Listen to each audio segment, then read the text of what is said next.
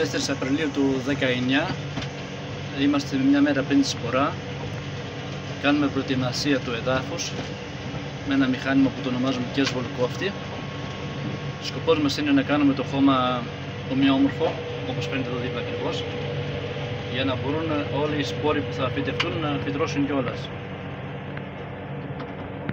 Είμαστε πάλι μες στον κάμπο ακριβώς από το χωριό και τώρα θα δείξουμε και το μηχάνημα ποιος είναι που κάνει. Εδώ είναι το μηχάνημα, από σκόνη είμαστε full.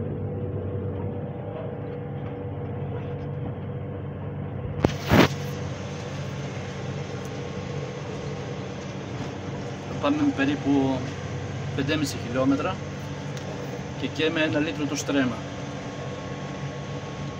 Το βάθος που σκάβει το μηχάνημα είναι περίπου 15 πόντους και το πατάει με ένα πολύ βαλί κίνητρο για να είναι εντελώς ομοιόμορφο.